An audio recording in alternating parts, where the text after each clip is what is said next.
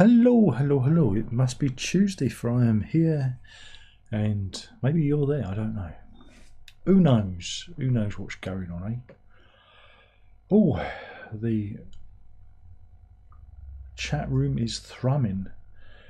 Andrew, Renee, Liam, they're all in. They're all in. They're all in. They're waiting now. Waiting. Hot beverage has been successfully delivered. And boy, it's warm. And Andrew says he's in, and he says Robert Redford. Yeah, Robert Redford died today, 89. God, in so many films. Butch Cassidy, Sundance Kid, All the Present Men, The Greatest Gatsby. The Greatest Gatsby. Just compare his Gatsby to Leonardo DiCaprio's Gatsby. There's no comparison. You know, The Greatest Gatsby, then and the all right Gatsby. I think that's how they should have retitled. Baz Luhrmann's adaptation is truly appalling, frighteningly bad.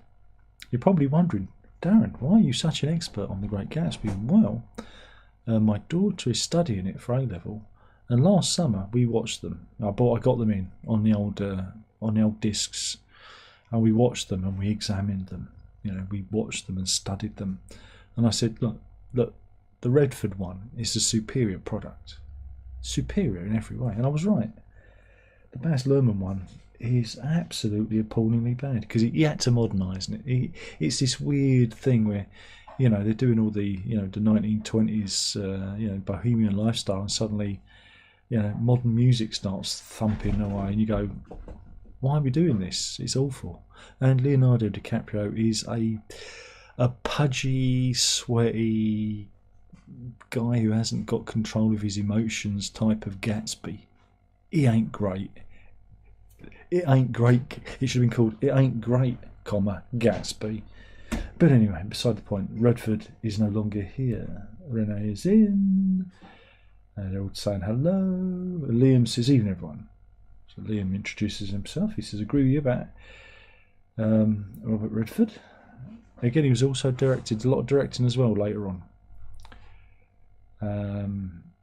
They're saying about Butch Cassidy and the soundtrack. Chris is in. Blimey, we have a genuine rock star in. Yes, Harry Whiteley. And we know it's Harry Whiteley because he has official after his name. Just in case there are any pretenders to the crown, we have the original and official Harry Whiteley. Now, again, he's our resident rock star, for he is in Asia.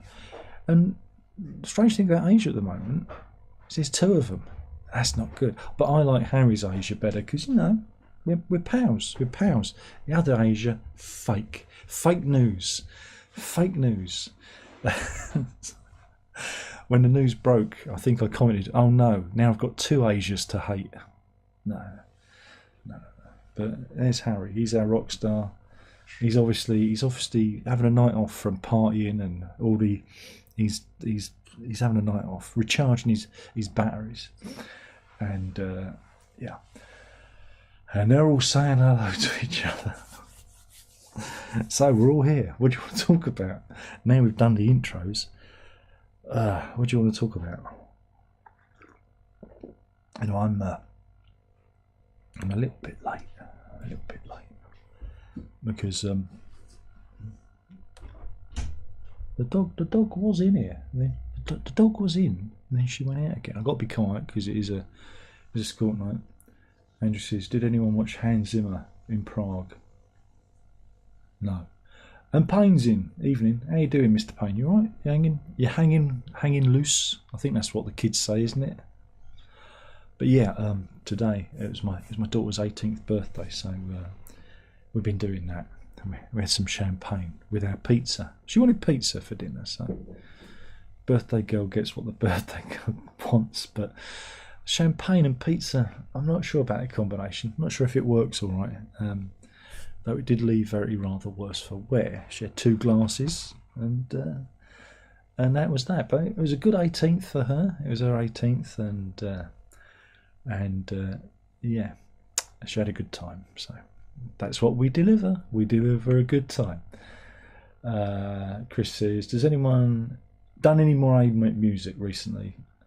No. Harry says, no, I've not really. I did this. I'm doing this tune. He says, this is tune. This tune, he says, going into. Oops, wait a minute. One day I'll learn how to use this thing. I'm doing this tune here. Let's see this tune?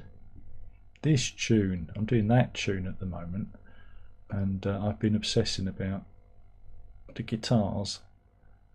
The guitar line of this tune, like you do. Been trying to find a nice melody for it. And that's what I've been doing. It's real music, no AI. Apart from, again, I'm not sure if the drums in Logic is AI. Technically, I think it's just a very clever MIDI thing, because it's really nice, and you can. Well, I won't do it because I'll ruin my project. But if you click on it, oh no, I can't do it because I've turned it to MIDI. I'm being a bit of an arse. Sorry, it's the champagne. I'm a little bit fuzzy at the moment. Bear with me. If we had a drum track, there we go. If I had a random drum track, and then I pull it up, you see you've got all this thing, and you can make it loop, and you can change the complexity if you want, or you can go in and manually, do the thing where you want the thing to do the thing, like that. Because this is how I program all my drums now, and but I don't know if it's AI anymore. It saves me from having a separate drum machine, so I use that. So is it cheating? Probably. Everything's cheating. Ideally, I would have enough room to have a drum kit. I used to have a small electronic kit when I had a bigger room. When I actually had a room, but the walls are coming in on me. I'm being suffocated, and so I can't do that anymore. Not that I played a lot, but I played a few things, with the drums, and I'd like to, be better, play more. Ideally, I'd like to have either a proper. I'd like a proper drum kit, but then we'd have to live in the middle of the countryside or something like that. So yeah, I use the Logic drum thing predominantly, and that and Superior Drum are kind of intertwined to get a live drum feel, and then I add bits on top, to make it sound like the guy can't play drums properly. It adds that flavour. It adds that human flavour. The dog is on the sofa. The dog is on the sofa. I'm going to very slowly reach for the second webcam, or the first webcam, because this is a camera, that's a webcam. I'm gonna try and move almost invisibly. Are you getting this? Am I speaking too quietly? I'm gonna move very, very slowly. Alright. So we can do some dog cam. So, she's looking right at me. She's looking right at me. She's staring into my soul. I don't know if I can do it without a skedaddling. I'm really nervous. I'm a bit nervous to even reach for it. If I just not.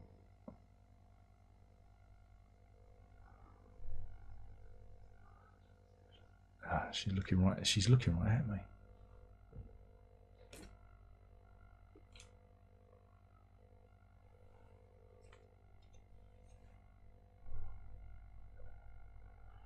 I'm just gonna. Oh, that's not good. Let me just change that. I need to change that. You can't even see. Where's the? I need to change the exposure to.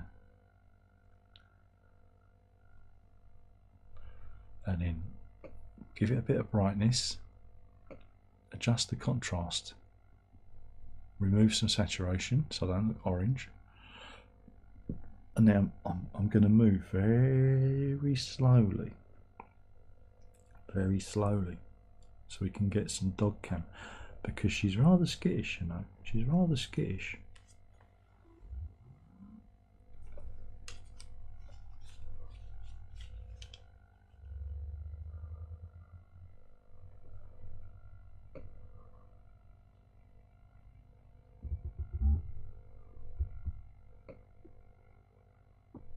There you go. Dog cam. Very quietly. Very quiet. Try not to disturb her.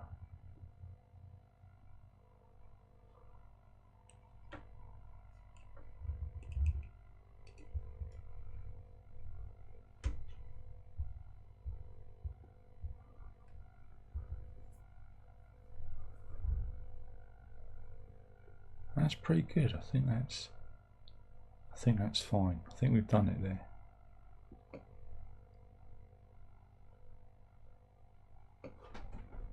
Oh, she's gone. I've spooked her. Oh, blimey, I don't know about you, but that was really dramatic. That was, I was a bit dramatic, that. Oh, blimey.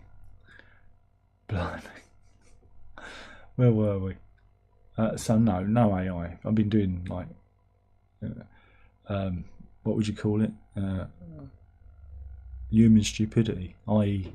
recording my own music. Why, Darren? Why are you bothering? Why? You've already proved that you're surplus to requirements. Not when we've got AI and Harry Whiteley. There's no need for me. There's no need for me in this world. I'm just going to plonk around. So, yeah, Harry says the rolls is in the pool and the TV's out the window. So just watching my phone before the party kicks off. He's in his slippers. He's in his slippers. Well, good to have you. We haven't seen you in a while. Hopefully you're doing all right, doing okay. Renee says, "Can we come to the party, Harry?" I don't think we're that kind of people. He mixes in different circles now. I mean, really, he's slumming it by coming here, isn't he? Really. Robert says, "How am I?" Well, the phlebotomist said I feel a slight scratch, and I did. Confirm the blood is dark red. Well, she usually says to me, "You feel a little prick," and I say, "Tell that to the missus." It got a little bit too real then. Just a little bit too real. Andrew says, "I'm coming, Harry." Really, Mr. Kostanik. I think we're operating from the blue book tonight. Harry says, "I can't look at any more multi-tracks for at least 24 hours. Please have mercy on me, sir." Well, again, you can go a little bit. You can go a little bit gaga. I'm lucky because I don't do any more than about 8 tracks of stereo, so I never go blind to it. I keep things to a minimum.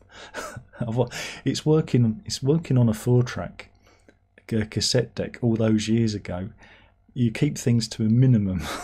You know, it's like I don't need 128 tracks. 8 will do.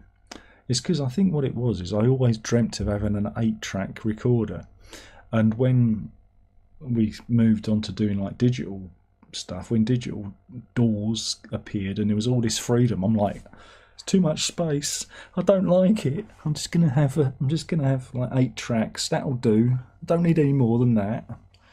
You know, so I don't tend to send myself blind with it. But then I'm not a professional. Where are we? T-Dog says, "I see Wilson got his hands on Frankie Goes to Hollywood. Is nothing sacred? It needs that 80s production." Yeah, was I surprised? Again, when that box set was that today that got announced? Or was that yesterday? I can't remember.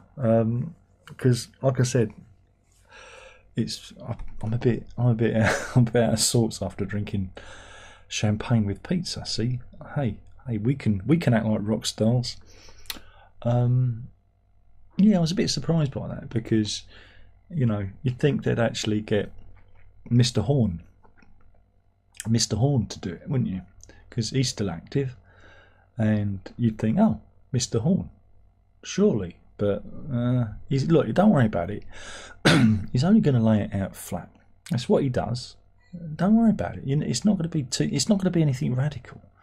Whereas at least if they'd have given it to Mr. Horn, he would have done some remixes and you'd have got some extra value out of it. But you're not. I can't. I think the box set is about 100 quid. Though there is a breakout Blu-ray on Super Deluxe Edition. I'm quite tempted to get it because I'm a big fan of that. I mean, I quite enjoyed Frankie Goes to Hollywood. Hey, I even owned the ZX Spectrum computer game, which was frankly bizarre. Spent many hours trying to understand what the hell that was about. But even though they were kind of manufactured and it really is, you know, Trevor Horn's baby, I kind of enjoyed them. I enjoyed their cheekiness. I enjoyed their cheek back in the day. So I'm quite tempted because I do like the singles. I think I've heard the album. I've heard the album years ago because they only did 2 albums. They did Welcome to the Pleasure Dome and Liverpool as the second album, which I don't think I've heard. I think isn't that got Warriors of the Wasteland on it or something like that? That sounds about right. Or did I dream it?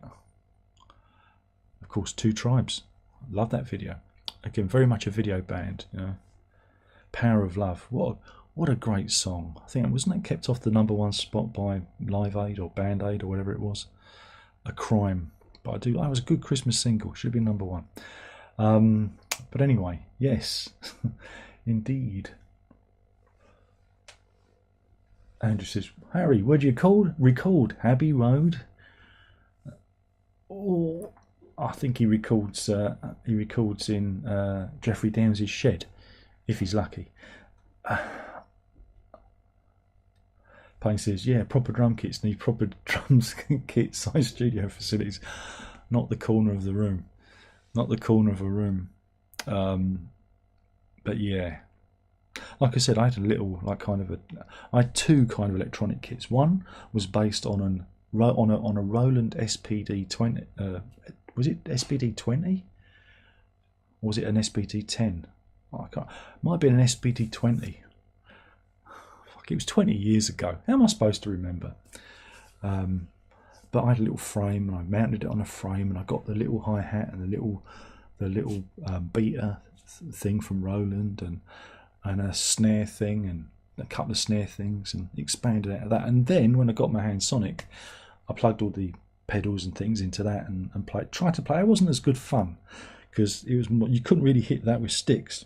You played that with your hands, so it didn't feel like the SPD 20, which you could hit with sticks. But that was a long time ago, and yeah, those shenanigans are long gone.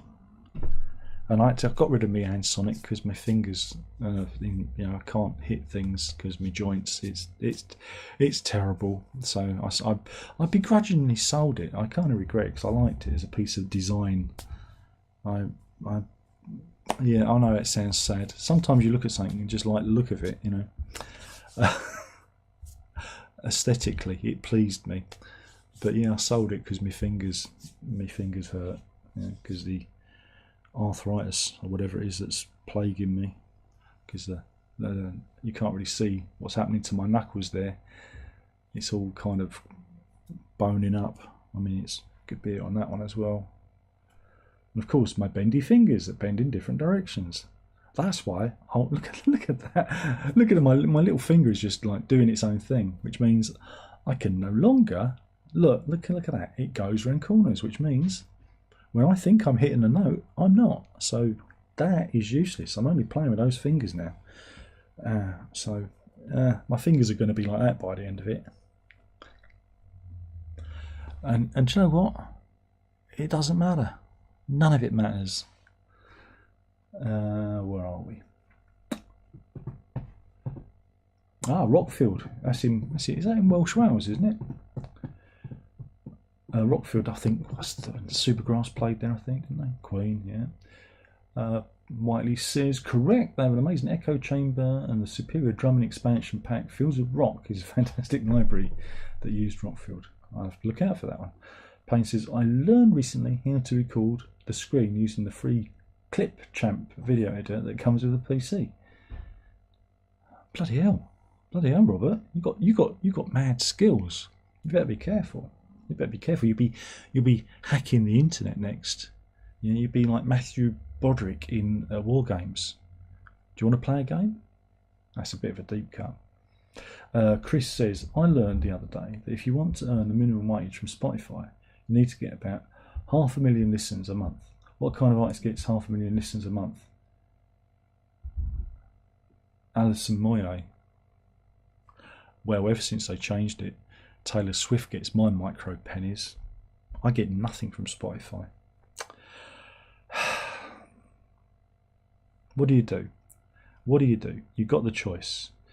You either are in Spotify in the vague hope that somehow someone might like what you do, or you're either out of Spotify and nobody hears what you do. Or you could be like me on Spotify and nobody hears what you do. So, why are you bothering?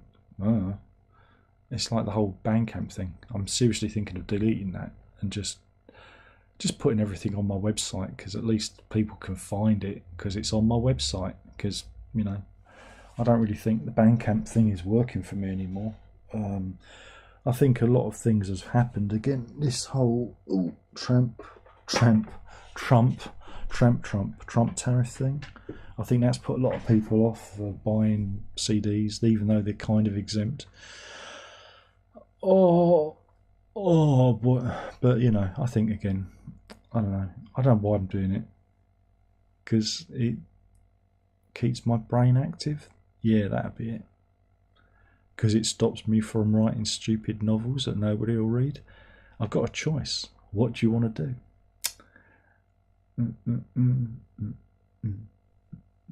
Renee says, how is your new guitar going? Which one?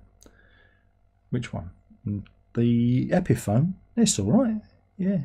I've got to sell a couple of guitars, maybe 3 guitars, to pay for for the guitars and birthday presents and things. Because, you know, Mr. Barkley, he wanted his money the other day, and he got his money, but then I noticed that there was a bit more money that I was like, oh blimey, I've been a bit loose with the old plastic. But at least I sold that fucking Ed O'Brien Strat. It went. I got rid of it. Hooray! I'm so pleased with myself. But boy, the second-hand market for guitars is not good. I got a spanking on that one. I didn't get the money I wanted to get for it. But that's the way it goes, isn't it? C'est la vie. Don't buy the guitars in the first place. Andrew says, welcome to the Pleasure Dome, indeed. Harry says, speaking of a certain guy in mixes stuff, we just mixed a 5.1, not with SW, for an upcoming thing. It's safe to say my hands were banned from the desk. I had no idea what was happening. Yeah. Well, again, it's all Atmos now, isn't it? It's all Atmos. It was much better when it was 5.1.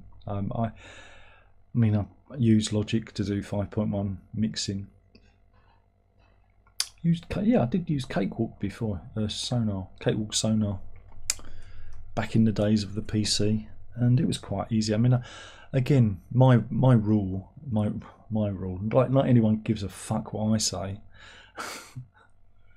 Oh Darren, stop pretending you know anything about anything. Back in my day, when I used to do, I don't bother anymore, because suddenly it struck me. I was sitting there listening to the 5.1 remix of Last of the Old Laytonians, and I sat there and thought, I spent so much time getting the stereo mix to sound really good, and then I pull it apart to make it sound not that good, you know. And I just thought, God, 5.1 mixes are just so just so pointless. I mean, it's so good when you listen to other people's stuff because, you know, you're not doing it. But when you're doing it and you're pulling it all apart, something that you've lovingly constructed, you just think, oh, why am I doing all of this? Why am I doing all this? And no one's going to listen to it. Only about one person in my lifetime, if I'm lucky, will ever hear it. And it'll probably be me. You know, so I quickly fell out of love with 5.1 surround sound. And then it's all gone to Dolby Atmos. And I'm not even... You can do Dolby Atmos in Logic on headphones. You don't even need a speaker system to do it. And I thought, do I want to go there? And do I really want to go there? I don't want to go there. So I've not gone there. I've not gone there. So yeah, keep your hands off the desk, Whiteley. Missing says it's 5 o'clock. That's nice. Payne says, oh, rheumatic nodules on the joints. I started getting those a few months ago. Yeah, well, I've had mine for a while, and you know, it's just you know, it's, and of course it's nice in the summer, but as soon as the weather gets a little bit colder, not nice at all. So what can you do about it? But again, there is for me there is a link between diabetes and arthritis / rheumatism. You know, they kind of all go hand in hand because, well, I think your white blood cells, because of all the sugar, attacks your joints and stuff, and you get things. So, it'll be fine. I just remember my granddad's fingers looked like when, you know, and when he died when he was 67. So, but even then, you know, his fingers were like bananas, and they're all kind of. He blamed playing football because he was a goalie, and he said it was where he used to tip. In those days they used real leather, you know, proper thick leather footballs with big stitching in, and he said it weighed, you know, once it got wet, it weighed like a cannonball. You know, so he reckons that's what did his fingers in. You know, plus, you know, being a milkman, going out in the cold, you know, getting your hands wet and cold every day, you know, it did him no favours. And I'm just looking at my fingers thinking, oh, I'm slowly turning into my grandfather. He's like, great. That's good though, because it means I've only got another, another 13 years left, and it's all over. Yes, thank God for that. We can just have a good long rest. Looking forward to it. Payne says, yes, Rockfield is up the road from Monmouth. And Harry says, yes, correct, just outside Monmouth. Harry says, we do use Jeff's studio as well, as Darren said. I was joking. I didn't mean shed. That was me being funny. Oh God, I don't want to get banned from the official Jeffrey Downs Facebook page, like I'm blocked from the Yes Facebook page. But however, Yes are the first people to follow me on Instagram. Yes official. What's that all about? Talking of sheds, this is important. Davy Boy Gilmour has had to take down his shed. They posted it on Facebook today. I don't know if you remember that his neighbours said his shed was unbecoming. We looked at the pictures. I think it was in a coffee time. I think we may have covered that. We looked at the pictures, and it looked like a shed. They deconstructed the shed today. I said, free the shed, and my comment was liked by his daughter. Yeah, and it was official. It weren't one of those fake ones. It's like the other day, after watching Queen, wasn't Queen, but Brian May and Roger Taylor turn up at the last night of the proms to do I thought it was hilarious version of Bohemian Rhapsody. You know, they did a classical version of Bohemian Rhapsody, which kind of defeats the point, but it entertained me. I was amused, and Brian May posted on his official Facebook page, as you do, and I commented, still think they should have oiled up Taylor for the gong bit at the end, you know, like he did in the video. And yeah, official Brian May liked that one. He thought it was hilarious, so I've still got it. Not blocked by those people. Those people love me. Yes, they blocked me from their Facebook page like Marillion did. Am I bitter? No. It means I don't know what they're doing. It's like, mind you, if you're on Facebook and you follow someone, you don't know what people are doing anyway, because if you're lucky, they might show you their posts several days later. It's like, yeah, thanks, Mr. Zuckerberg. Thank you. Bloody hell.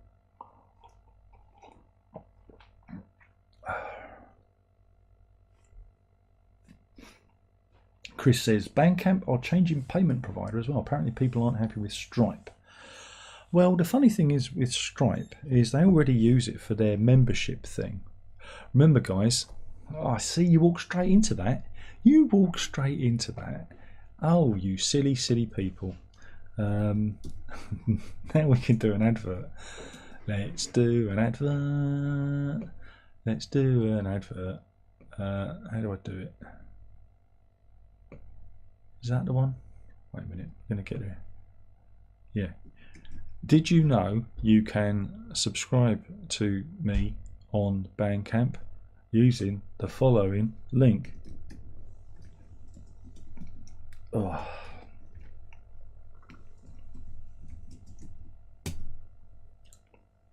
For as little as £3 a month, which I'll probably get about £2.30 once I've taken their cut. You get shit. You get shit. You get the back catalogue. You get the back. You get look. You become a member, right? I'm hitting the hard sell, right? You can become a member, right? And you get all of that, right? You get all of that, and you get a load of member only shit and stuff. There's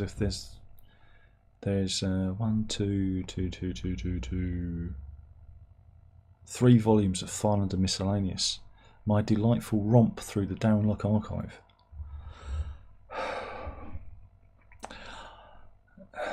There's L_Emental, which is the instrumental version of L. You get that. Wow. I bet you can't. You can't wait to subscribe.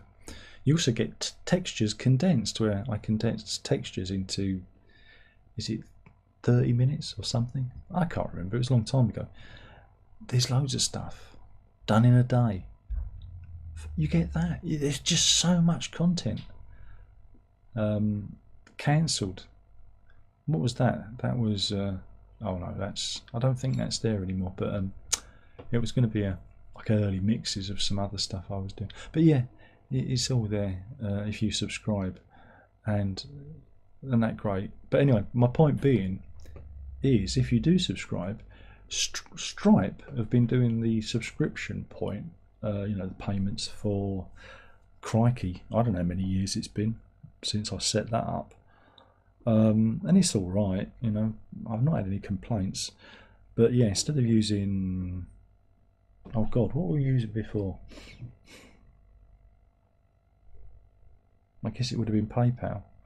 Instead of your funds going into PayPal, it's going to Stripe. Well, I've not had anyone buy anything, so I don't know if it's good or bad, because no one cares.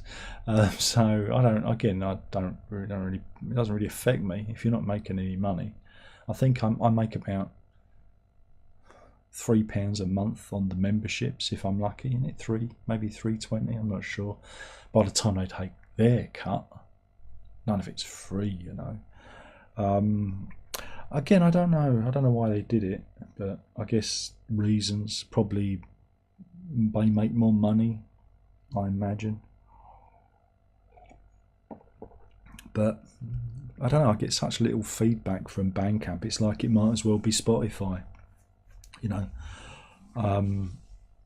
Again, I can't seem to hawk CDs via that, and well, like I said, it's all a bit soul destroying, especially when you're rubbing shoulders with the likes of Peter Gabriel. Of course, people are going to support him. They're going to give them their £3 a month because it's Peter Gabriel. He is muscling in on my territory. It's like, Pete, for Christ's sake, man, didn't you make enough money with So and Sledgehammer before you come on my turf, Pete? It's like, nah, they always want more. So it doesn't feel like in the old days it felt like it was more of a the home recordist, the smaller people. Now Peter Gabriel's there. It's like, what, really? I never understood that. But it's also indicative of how bad the music industry is, because he didn't say, hey, Real World, why don't we set up a subscription archive for fans on the Real World Records website and have total control of what we do? No, he farmed it out to Bandcamp, which I still don't really fully understand. But there you go. There you go. Rene says, have you checked out the B-Stock section of the back shop yet? Not recently, because I've got an awful lot of money on my credit card that I need to clear. So, no, again, I mean, I used to. I mean, I could be in there. I could be in the business for a guitar case or something, but I used to do it quite regularly at the weekends. It used to be nice, especially when they had vouchers, nice vouchers. Where's the B-Stock shop gone? Here we go. We'll have a look, shall we? Shall we have a little look now? We'll have a little looky. This is Bax Music.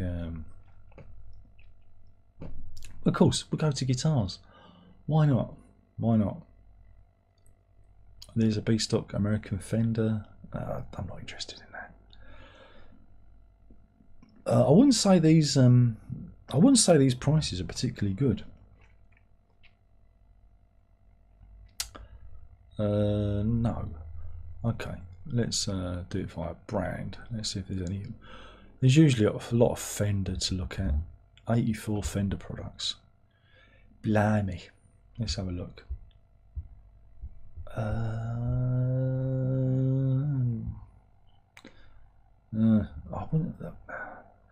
wouldn't say these prices are particularly good.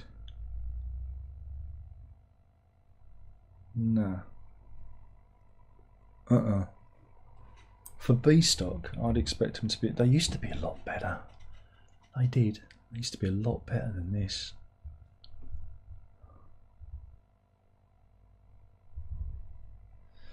Nah.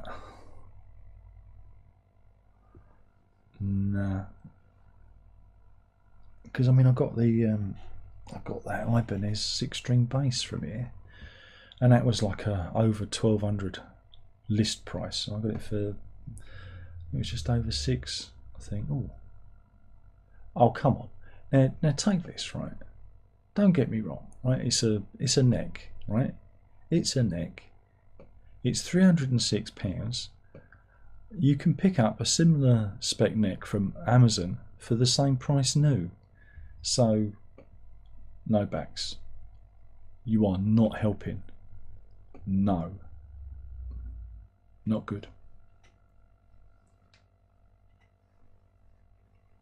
Harry says, used gear is crazy at the moment. We were looking for synths on Reverb, and yikes, we were going to do Atmos, but I think I made a good decision to do 5.1 instead. Look, Harry. Look, I'll tell you this, boy. Atmos, it's a fool's game. It's a fool's errand. Right, you leave it to the Wilsons of this world. I've never been satisfied with a single Atmos mix I've heard. 5.1 all the way. It's consistent. You know, Atmos always sounds wrong. There's something. It has a hollowness to it. And again, I'm not listening to it on an Atmos system. It was a format, again, developed by Apple and Sony. I think it was Apple and Sony, purely for, you know, for the AirPods. Again, Dolby Atmos has been around for quite a few years in the cinema, because that's what it was originally designed for. It was, it was designed to take over from, the Dolby surround sound that you've got in cinemas, because these American cinemas were having these multi-speaker systems put in, for a more immersive sound experience. And then suddenly it's like, oh well, we're going to transfer that over. I think again because Apple wanted to do in-ear surround sound, again to do with their movies, and to do, and it's been moved into music, and that's great if you've got AirPods. But I've got a really, well, it's not great, but I like it. I've got a decent 7.1 surround sound system, which I've had for 25 years, 24 years. It'll be 25 years next year. Yeah, so 24 years. And I haven't changed it, except for the amp when it got blown up, but when the house got struck by lightning. But it happens. It happens. This is at the shop. The shop got struck by lightning. No, seriously, blew up my amp and my subwoofer. It then got flooded, biblical flood. Yeah, the shop actually got flooded. And then a car hit it and destroyed it. I think someone was trying to tell me. It's always the third thing, isn't it? It's always the third. It comes in. It's the thirds. It comes in threes, like comedy. It's like a rhythm. It's like poetry. It's always the third thing that knocks you down. But yeah, I don't know about Atmos. I think it was designed for a certain thing, i.e. for the cinema. And I don't think it's quite made it yet. But then I haven't got an Atmos system, and I ain't getting an Atmos system. I don't know, unless everything goes wrong and I need to upgrade. But I'm not in the mood. I'm not in the mood. If it works, I'm going to make it work until it blows up. Harry says, 5.1 is a strange beast, though. People aren't just set up for it. I've never owned a 5.1 system. I'd rather have a nicely done ceramics. Exactly. I got into 5.1 fucking hell in the 90s, 97, because the missus worked for WV Publications out of Camden. The WV stands for What Video. They did a lot of audio-visual magazines like What Video and What Camcorder, What Cell Phone. She was working on that. And their storeroom used to get full of gear that, you know, the manufacturers didn't want back. The thing about working in the media, and again, I was a member of Her Majesty's Press, is when you review stuff, the manufacturer sends it to you as a review copy, and very often they don't ask for it back, especially the bigger the thing. It's like, you can keep it, you know. And so every so often they'd have a clear out of stuff they didn't want, and we got a nice widescreen. I think it was a Philips widescreen TV, which weighed about as much as 2 elephants. I think it was. Nearly broke my back getting up the stairs.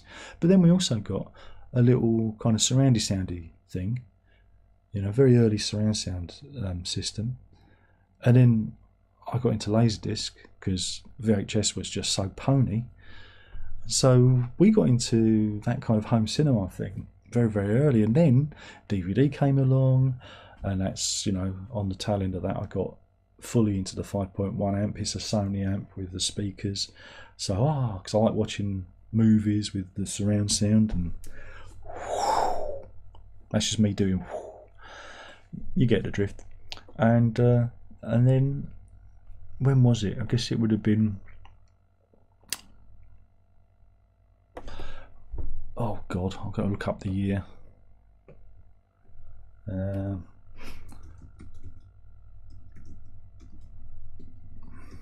Bear with me.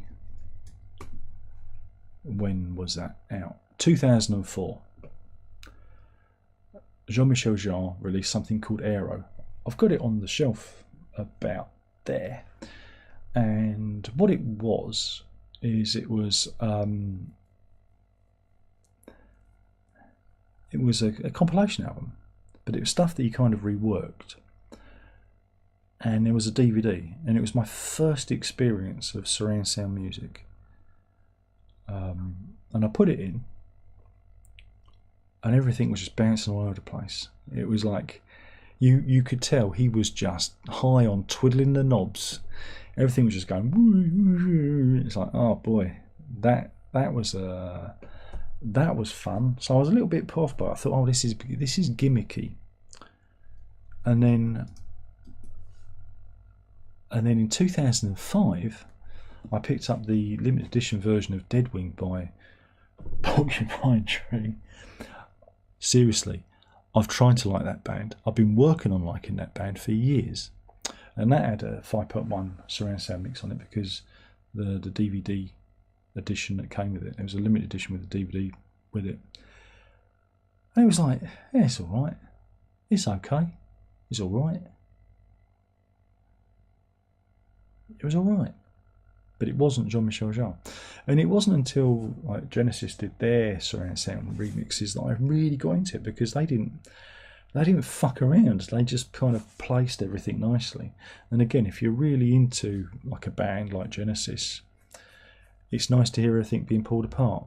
Oh, that's how they did it. Oh, you know, I like kind of sitting in the middle of it. Some bands I don't think it works for, like that band, their album Red doesn't work in surround sound at all. It sounds awful. That's where you need the power of a stereo mix, because it is. It's just like it's an onslaught. Yeah, you get it. Some bands I think lend themselves to 5.1. You know, bands that have, you know, lots of things going on in the mix. Some bands don't. You know, it's, you know, I've been collecting them. You know, because one of the things you can still afford to collect now is like the Blu-ray releases, the DVD audio. It's not DVD audio, sorry, the pure Blu-ray audio releases that are coming out, because they're like 20-25 quid a pop. They've usually got something else on there that you can listen to, you know. So I've been collecting them, and it's all right, you know. It's okay. Thankfully, they've not been just putting the Atmos mix on. They've been putting the 5.1 mix as well. I did get one by Elton John, the Diamonds one that he brought out, and I thought I'd get an Elton John compilation, but it only had Dolby Atmos. I didn't even open it. The Blur Ballad of Darren album was only Dolby Atmos. I listened to it. It sounded awful. The vinyl is better. It just sounded hollow, you know. You know, so I think, again, also that album doesn't really lend itself to a 5.1 mix. You need a lot of wiggly bits, you know, synthesizers and stuff to spread around. So, you know, and again, it's incredibly niche. It's incredibly niche. The only reason that Atmos has been adopted is because of the Apple AirPods, and because they can support it. That's the only reason it's kind of taken off. If Apple wasn't involved, we'd still be just dealing with 5.1. And it's very expensive. It's very expensive to get an actual studio kind of, you know, kitted out, because it's like 21 to 27 speakers you need, and to be fully spec'd for it, you know. And then again, I've watched a few videos of people who are in the industry. They say when they do a mix of an album, people expect them to do Dolby Atmos mix free. It's like it's a, you know, a freebie. It has no actual musical value. It's done as an additional extra, and you just think, wow, you know. So you're doing this purely for a very niche audience. Again, the people with AirPods and that may not even realise what they're listening to. So, you know, it's all rather a gimmick. And same with 5.1. It's only there just for people to say it's 5.1. You know, I still think you can't beat a good stereo mix myself, preferably on vinyl. Andrew says, yes, Siams don't work in 5.1, e.g. Jethro Tull. Depends on the album. I think some of it is quite good fun, you know. But again, they're early stuff like Aqualung and Thick as a Brick. They're just a rock band, you know. There's not a lot of depth to what they do, you know. They don't have lots of twiddly bits and sound effects and whatnot going on, which some other bands do, you know. So, you know, some Genesis albums, you know, work well with it. Some of their albums, not so much. You know, Invisible Touch works really well because they've got lots of, you know, in the periphery. You know, so it kind of takes advantage of that. But some of their other albums, like Duke, doesn't really work so well, you know. Harry says our shed blew down the other day. It wasn't a fox or anything, just shit weather. Our shed is hanging on. It's rotting away slowly. There's ivy growing on the inside. I cleared it out. We're trying to make the garden great again. and I spread my seed all over the garden the other day. But I ran out of seed because the wind blew. As I was doing it, big gust of wind. I lost a few handfuls of seed, grass seed, filthy minds. Your filth, get your minds out the gutter. So I'm trying to restore the lawn because we had a bit of what can we say? A bit of a problem with the workforce in the garden for a few years.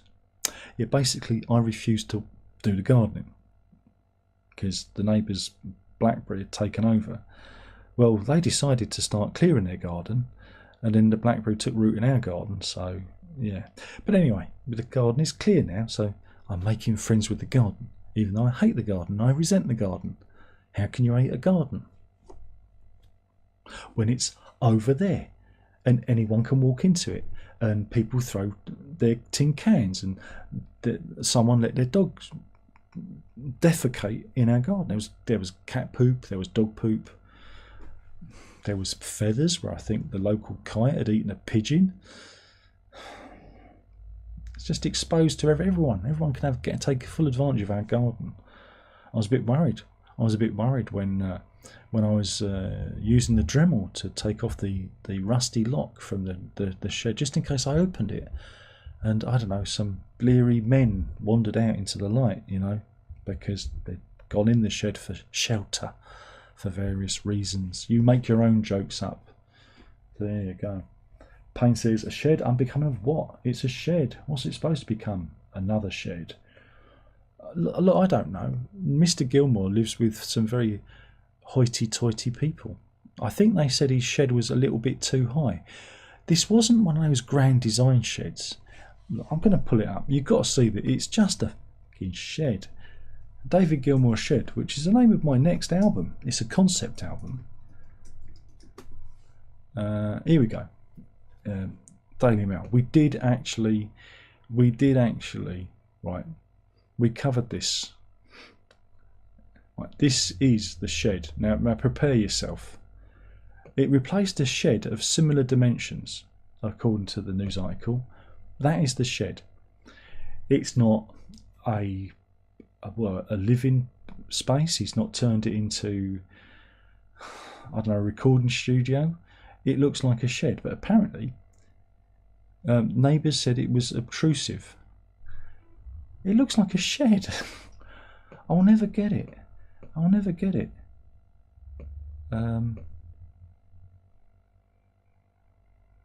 Right, it replaced this. Now I don't know about you, but that looks bigger. That looks bigger than that. But they won, and he had to dismantle his shed today. It was on his Facebook page, Polly Sampson's Facebook page, I believe. And I say no, free the shed. I reckon it was Roger Waters. I reckon Roger Waters thought, you know what, I'm going after the shed. I'm going to hit him where it hurts. The shed. You don't mess with another man's shed. It's just not right. There's nothing sacred anymore. But yeah, that's the shed. Payne says, people usually only have 2 speakers to match the 2 working ears. The rest is a bit much. What about your subwoofer, man? You've got to have a subwoofer. Mr. Payne, you've not had the delights of watching your favourite movie in 5.1 or 7.1 because I'm greedy. I can't help it. Payne says, good night. Oh, he's already gone. He went 10 minutes ago, and that's the problem with time travel. Rene says, used to have 5.1. Also, hated all the cables, got rid of it. All right, I've got cables. You know, you can get them. You can get them now that they're Bluetooth. You don't even need to have cables now. You can get whole systems that are Bluetooth, which I think sounds cool. I think there are even Dolby Atmos systems that you can buy that are Bluetooth. So you have your front speaker, like your sound bar, and you have like a sound array at the back, which is completely Bluetooth controlled. No cables at all other than the power cable to the unit, which sounds cool, but I ain't got money to buy that because they're expensive.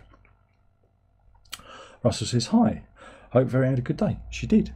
She did. She got some good presents. She got Theremin, which she asked for.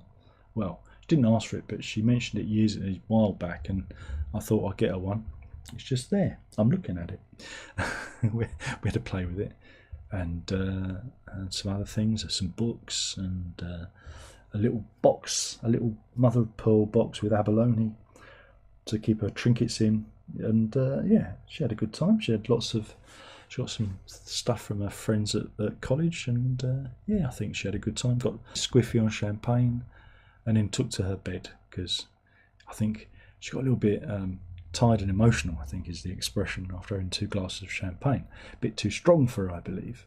But there you go. So yeah, she had a good time. Andrew says, time to cut the grass and get the leaves up tomorrow. No, I ain't doing that. I already cut the grass the other week. I'm not doing it again. Maybe next week. Andrew says, looks like a nice shed. Indeed, it does, doesn't it? How could you be offended by that shed? You know, it's just a shed. I thought the Sum House looked bigger, but apparently that shed was obtrusive. And you just go, it's just a shed, man.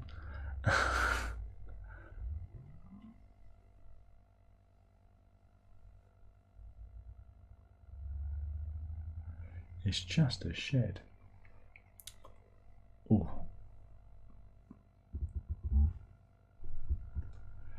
Do do do do do do do do.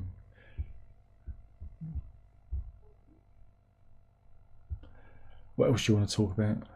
Russell says, a shed anyone would be proud of. Indeed. It's just a shed.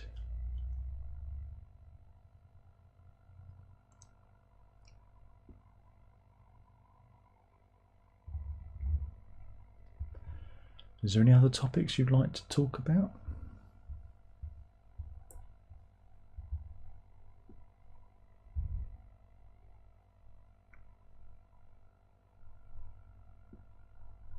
Anyone?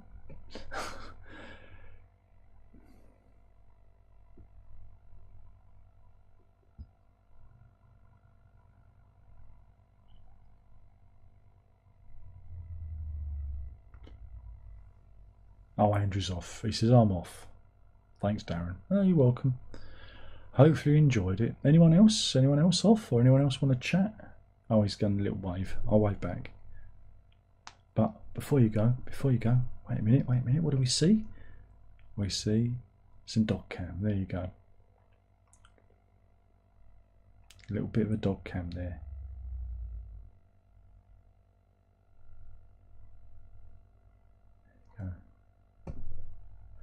Russell asks, favourite 30s film?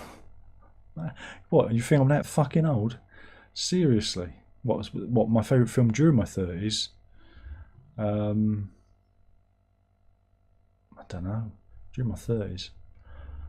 There's a lot of films, weren't there?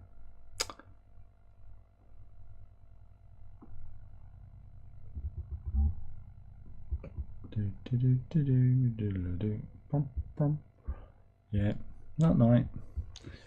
I know, famous films of the 30s. I might need a refresher. Oh.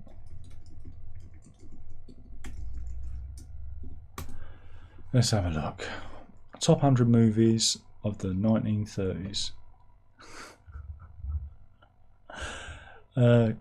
King Kong. That's pretty good fun, isn't it? King Kong. That's a good one.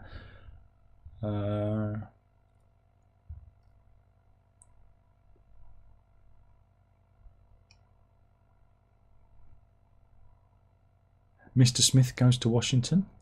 That's quite good fun. Lost Horizon. Oh, there's a film you don't see anymore. With the Legend of Shangri-La. Four Feathers. I'm enjoying that. That's a good one, isn't it, as well? All Quiet on the Western Front. Very good anti-war film, that. Bride of Frankenstein. What else have we got?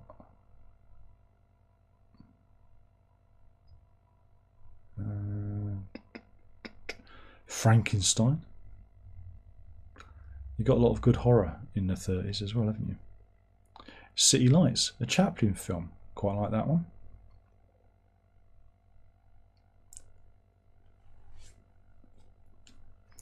What else have we got? Night at the Opera.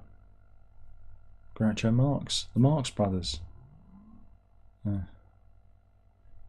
Mind you, the Marx Brothers were never the same when Carl left, was it really? Fritz Lang's M. There's one with Peter Lorre. Oh.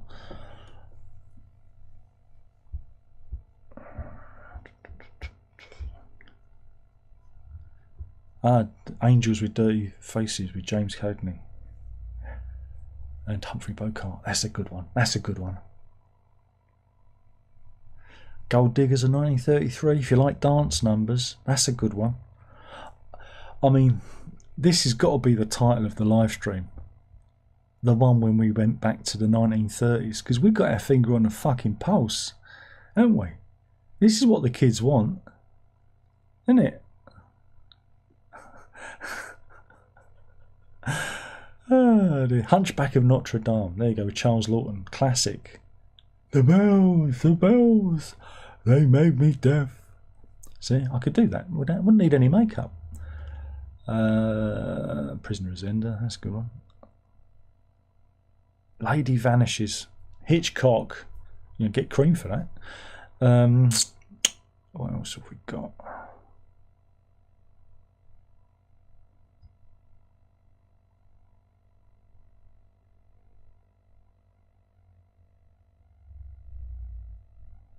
I'm just looking at the top 100 films here. Dr. Jekyll and Mr. Hyde. Herb's studying that at the moment for his GCSE English. So, Gone with the Wind. Frankly, my dear, I don't give a damn. That is 3 hours 58 minutes long. Seriously, no wonder I've only ever watched it once. Stanley and Livingston. Dr. Livingston, I presume. I know them all, I do them all. There you go. I think does that answer your question?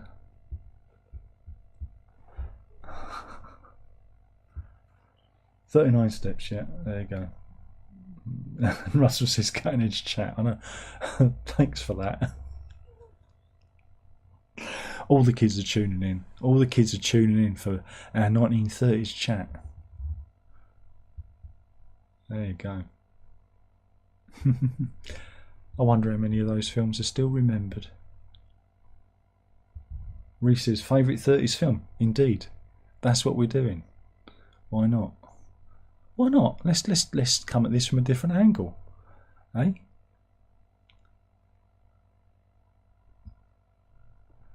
Why not? Let's throw caution to the wind. Wizard of Oz, yeah. Russell says Gone with the Wind was really long, especially when most films were about an hour long. Well, again, not 30s film, but Invasion of the Body Snatchers. I think that's like 1 hour 10 minutes, because I watched it with Verity. I said, you got to watch this one, because we watched The Thing, and I said, you want to watch the original Invasion of the Body Snatchers, and that's like 1 hour 10 minutes, and it too was along. And at the end, Verity was like, that was brilliant. It's so fast. It's like a roller coaster. You're in it, and then it finishes. It's like, yeah, it's a really breakneck speed, because I think there's been four versions of that. There's a 78, 79 version with Donald Sutherland. I do them all, Then there was one in the 90s, which was set on a military base, and then there was one in the 2000s, I think it was, with Nicole Kidman, called Invasion. That one I haven't seen. I've seen the others, but I've not seen that. But I bet they're not 1 hour 10 minutes. Wizard of Oz. Have you seen the Wizard of Oz at the Sphere? They've done an interactive, all surroundy sound all around at the Sphere in Las Vegas, and they've used AI and various AI and computer elements to paint outside the frame of the film. It's mind-boggling. It really is. Part of me is like aghast at what they've done, but there's another part when you watch it. I've seen some clips of it. From inside the Sphere. You just watch it and go, "No, that's fucking clever. It's really fucking clever." And when when they're in the hurricane or tornado, they actually turn on the fans and have bits of debris. I think there might even be flying monkeys. I think that's meant to be like a spoiler. I think there may even be flying monkeys, but that's clever. And Renee's off too. Reese says, yeah, 50s version is great. Russell Watson, Donald Southern version gave me the creeps. The first one gives you the creeps if you watch it. It's I think both versions are very, very interesting. Russell says his interactive Oz looks amazing. Reese says, oh, nice, the sphere, that must be amazing. It is something that's a behold. I saw came up in my suggestions. One of the news stations in America did a 10-15 minute news piece about it all, and it's just like, wow. And like I said, as part of you think, really, AI and computers, like, oh. And then you see it and you go, oh, that's just genius. It's really, really clever what they've done. And I think again that kind of film really kind of lends itself, to the like the magic of being inside the sphere, So yeah, I think that's really clever. Mind you, did you hear, going on a bit of a 1 billion the sphere, crazy tech. Yeah, they wanted to create one down the road for me in Stratford, but they planned to put it right in the middle of an inhabited area, and so people who lived there would have just literally have looked out the window and there would have been the sphere. It never got approved, thank God. That's one thing that Mayor Khan did right. He didn't let that one happen. But yeah, going back to the sphere, there was I think it was in the Beto interview with Gilmour. He was talking about them doing like an ABBA style show with the Floyd in the sphere, and that he'd come and watch it. Because you've got to remember, Sony own the likenesses of Pink Floyd now, and you could have the different eras. The first era, psychedelic, Sid Barrett. Second era, Roger Waters and everything, Dark Side of the Moon. And third era, Dave Gilmour. And you could, never catch on. Never catch on. Russell says perhaps Johnny Depp, Alice in Wonderland would work well with that sort of treatment. I think again, anything that's a bit, bit out there, it could work. Yeah, I think why not? But again, when you think about, like the technical limitations of The Wizard of Oz, it was that kind of frame, because now we have like everything is like widescreen, isn't it?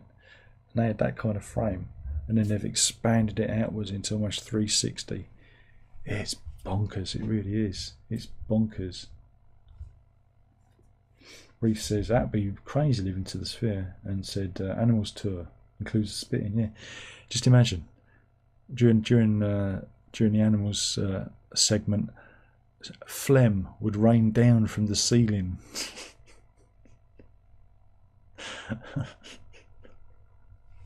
That'd be pretty grim, wouldn't it? That'd be pretty grim. I think we can all agree. But yeah, so yeah, that's something to get your heads around. The Pink Floyd ABBA show, it could be something to think about, wouldn't it? But yeah, who knows? Sony want their money back. Super immersed, indeed. Super immersion. Just how you like it. Yes, exactly. It'd be pretty grim, wouldn't it? Russell says Beatles, Sgt. Pepper sphere treatment. Well, again, there's a band that I don't know. Again, I don't know. Would Paul and Ringo be happy signing over their likenesses? I mean, they did it with Rock Band. That was a computer game back in the days. God, must be nearly 20 years now, mustn't it? When it was out on the Xbox 360, and there was lots. That's again. Go and look it up on YouTube. I think somebody uploaded all the cutscenes and that. There was again, for those of you who don't know, there was a spate of games in the mid 2000s, where people pretended to play guitar. You had plastic guitars with buttons on, and it was like a music and what would you call it? Music and rhythm game. Yeah, I guess it's like a rhythm game where you press the button in time with the rhythm on the screen. And yeah, they did a Beatles one. It was called Beatles Rock Band, and they did some very good computer animation adaptations of the tunes to be in that. And there's a really good intro video as well for it. Go and check it out on YouTube, Beatles Rock Band video or whatever. I guess that's what you'd search for it, and see what they did with that. Now, I'm not saying that they should necessarily do like ABBA, but with Beatles, I think with the Beatles is you can be a bit more interpretive with their music and with their style, you know, because they did, you know, Yellow Submarine. They did the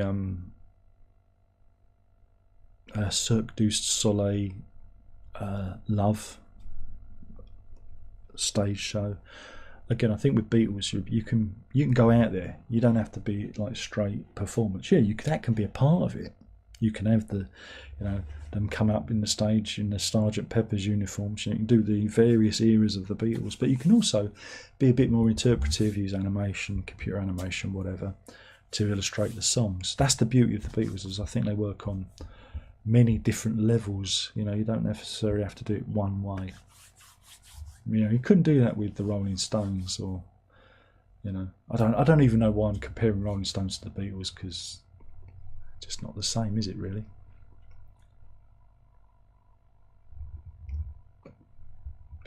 Any more for any more?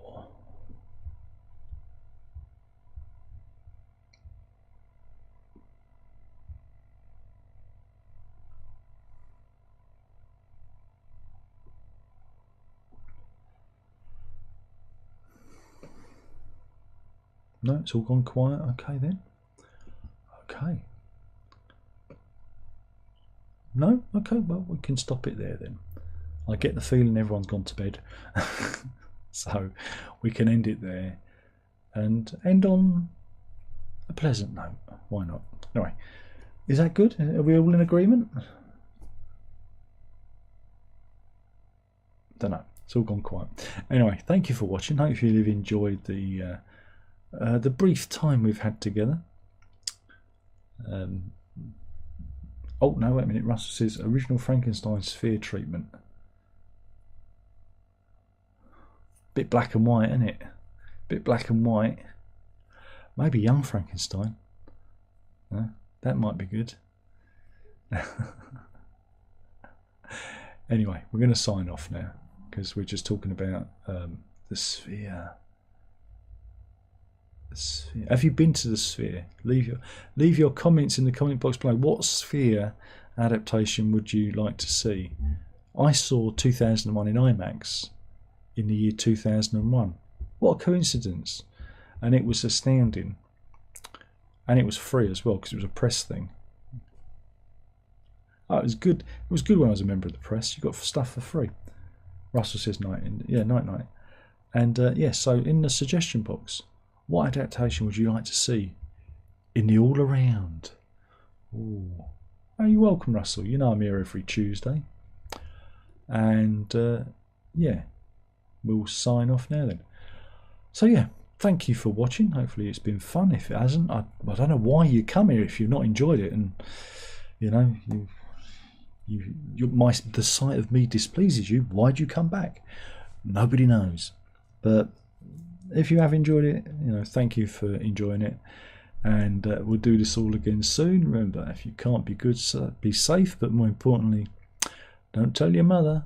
Night night.